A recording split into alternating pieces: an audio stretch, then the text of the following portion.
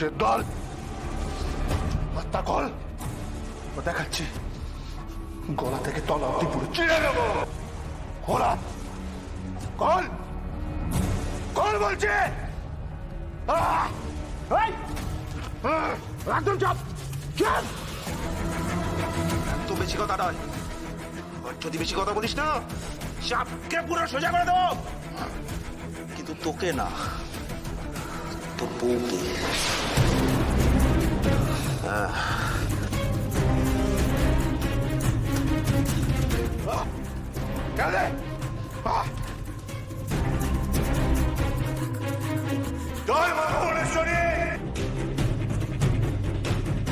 প্রথমবার আমি এরকম ভয় পেলাম।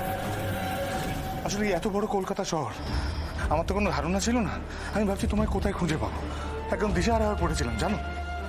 আমিও তো খুব ভয় পেয়ে গেছিলাম সোম। যে মুহূর্তে তুমি আমার হাতটা ছেড়ে চলে গেলে না, আমার পায়ের তলার মাটি তাই সরে গেছিল। আমি বুঝতে পারছিলাম না আমি কি করব। আমার ভুল, আমার তোমার হাতটা ছেড়ে যাওয়া উচিতই হয়নি। সেটাই তো, আর কখনো এরকম ছেড়ে যাবে না বলো, বলো। কোনোদিন যাব না, কোনোদিন না সোম। সবসময় তোমার হাতটাকে আমি এভাবে চেপে ধরে রাখবো, কোনোদিন তোমার হাত ছাড়বো না। কি তোমার হাত থেকে তো রক্ত বেরোচ্ছে। সব কিছু নয় পারো, পারো তুমি কথা দাও যে আমরা এইভাবেই দুজন দুজনের হাত ধরে সারা জীবন থাকবো, কেউ কাউকে ছেড়ে যাবে না।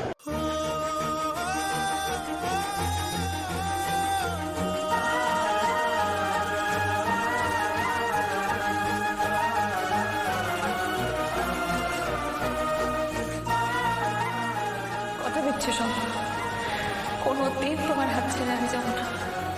আমাদের ফেরার সময় হয়েছে, আমাদের ভুবনপুর আমাদের জন্য অপেক্ষা করে আছে। মা ভুবনেশ্বরী আমাদের জন্য অপেক্ষা করে আছেন। তালপুকুরের ধারে সেই বট গাছ, এলাকার ধারে ওই ল্যাম্পপোস্ট। চলো পারো, এই কলকাতা আমার জন্য নয়, আমরা ভুবনপুর ফিরে যাই। কিন্তু তার আগে একটা কাজ বাকি রয়ে গেছে সোম। আবার কি হয়েছে বলো। আমার ফোনটা ওরা জোর করে রেখে দিয়েছে। আমার ফোনটা আমি ওদের কাছে দিয়ে যেতে পারবো না। শোনো না, বলছি আমরা একবার পুলিশ স্টেশনে যাই, গিয়ে একটা কমপ্লেন করি। যদি পুলিশ ওই ফোনটা উদ্ধার করতে পারে। তাহলে দেরি করে লাভ নেই, পারো এক্ষুনি চলো, এসো। খেল খতম।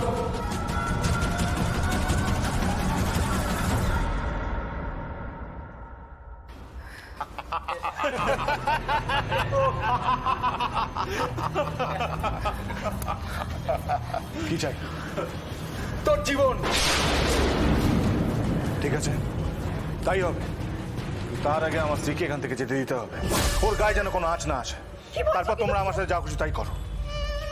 ঠিকই তো বলছি পারো, ঠিকই তো বলছি।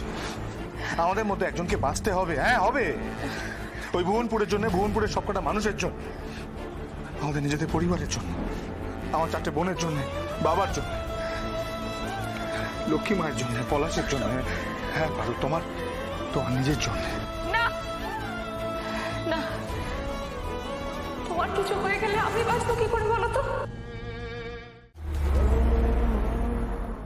কিরে, কি হলো? বাবা ওরা তো কেউ ফোন ধরছে না, দাঁড়াও আর একবার করি।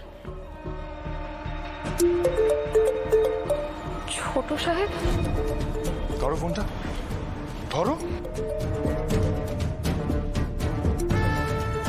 হ্যালো হ্যালো, কথা বলছিস না কেন? সোমকে খতম করেছিস?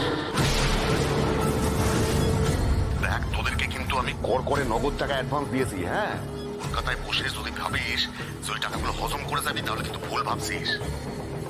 কাজ না হলে আমি কিন্তু গলাতে হাত ভরে পেট থেকে ওই টাকা বের করে নিয়ে আসবো তোদের। রাখিস আমার নামও কিন্তু প্রতাপ নারায়ণ রায়। আমার মেয়ের গায়ে যদি হাত পড়ে তাহলে কিন্তু তোমার চামড়া খুলে আমি ডুগডুগি বাজায় ছাড়বো, এটা বলে দিলাম। বাবা কি বললো শুনলি তো? Hello, hello.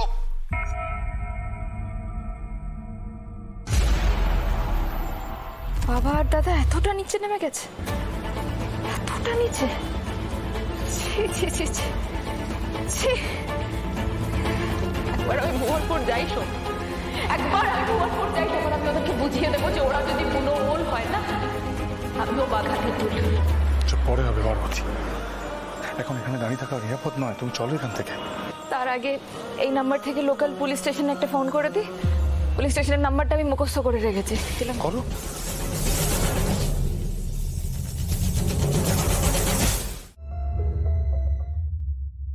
একবার ভেবে দেখেছো তো, যতই গুণী তোমার বাবা, একবার সই করে দেওয়া মানে কিন্তু যা করবে বুঝে শুনে সিদ্ধান্ত নাও। আমি সবকিছু ভেবেই এই সিদ্ধান্তটা নিয়েছি সব। তোমার কষ্ট হবে না পারো? রায় সাহেবের সাজা হলে তোমার কষ্ট হবে না? কিন্তু তোমার বাবা। বাবার শাস্তি হলে কোন মেয়ের কষ্ট হয় না বলো তো? কিন্তু আমি যদি সাক্ষীটা না দিই, আমার যে আত্মগ্লানি, সেটা আরো অনেক বেশি কষ্টের সব। আমার বাবা সারাটা জীবন ধরে জেনে হোক বা না জেনে হোক আমাদেরকে অনেক কষ্ট দিয়েছে, আমার জীবনে অনেক ক্ষতি করেছে। আমি কিচ্ছু করতে পারিনি। আমার মা, আমার ছোট ভাইটা সারাটা জীবন ধরে অনেক কষ্ট পেয়েছে, ওদের ওপর অনেক অন্যায় হয়েছে। আমি কিছু করতে পারিনি ওদের জন্য। কিন্তু আজকে তোমার ওপর আমার বাবা যে অন্যায়টা করে চলেছে, সেটা আমি আর মুখ বুজে মেনে নেব না। আমি আর চুপ থাকবো না সোম।